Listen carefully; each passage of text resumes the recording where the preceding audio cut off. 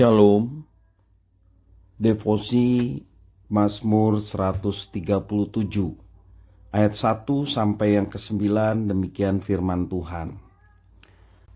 Di tepi sungai-sungai Babel, di sanalah kita duduk sambil menangis apabila kita mengingat Sion.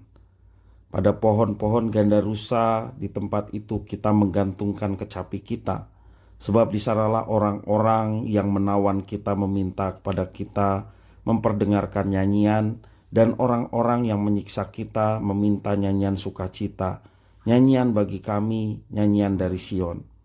Bagaimanakah kita menyanyikan nyanyian Tuhan di negeri asing?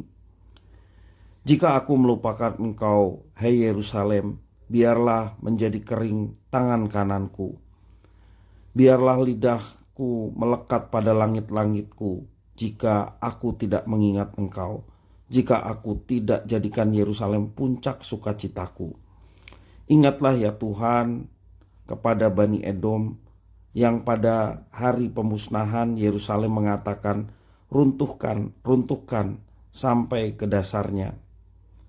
Hai putri Babel yang suka melakukan kekerasan, berbahagialah orang yang membalas kepadamu perbuatan-perbuatan yang kau lakukan kepada kami. Berbahagialah orang yang menangkap dan memecahkan anak-anakmu pada bukit batu. Demikian firman Tuhan. Mungkinkah orang Kristen menaikkan nyanyian syukur kepada Tuhan saat menderita atau memikul salib? Sangat mungkin. Buktinya Paulus dan Silas di penjara. Kita bisa membaca dalam Kisah Para Rasul pasal 16, khususnya ayat yang ke-25. Mengapa mereka memuji Tuhan di tengah penderitaan itu? Karena mereka melihat penderitaan itu sebagai kehormatan untuk melayani Tuhan Yesus yang sudah menderita bahkan mati bagi mereka. Tidak demikian dengan umat Israel saat dalam pembuangan di Babel.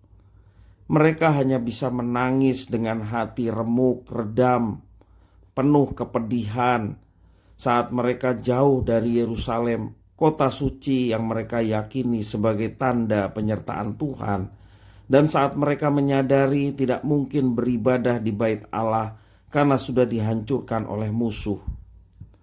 Hati bertambah sakit karena musuh mengejek mereka dengan menyuruh menyanyikan lagu-lagu sukacita mengenai Sion. Ejekan itu seolah mau berkata, "Di mana Allahmu? Di mana kemegahan ibadahmu?" Hanya saat mereka mengakui keberdosaan mereka dan menerima cara Allah dalam disiplin mereka, barulah mazmur keluhan ini bisa bernada lebih positif, nada pengharapan.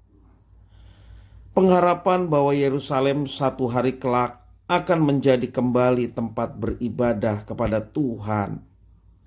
Pengharapan kepada Tuhan Allah yang adil akan membalas kejahatan musuh yang setimpal. Dalam terang kasih Kristus, memang tidak mudah untuk memahami bagaimana pemazmur mewakili umat yang sedang menderita bisa meminta pembalasan kejam terhadap para musuh. Satu hal yang pasti, bahwa di dalam Kristus semua penghukuman atas dosa sudah ditimpakan ke atasnya. Kita tidak perlu berdoa seperti pemazmur untuk pembalasan. Sebaliknya, kita bisa berdoa memohon belas kasih Allah yang sedang kita alami dalam wujud pendisiplinan rohani bagi para musuh. Mereka pun membutuhkan kasih Tuhan Allah agar dapat diselamatkan sebagaimana Tuhan menyelamatkan kita. Tuhan Yesus memberkati.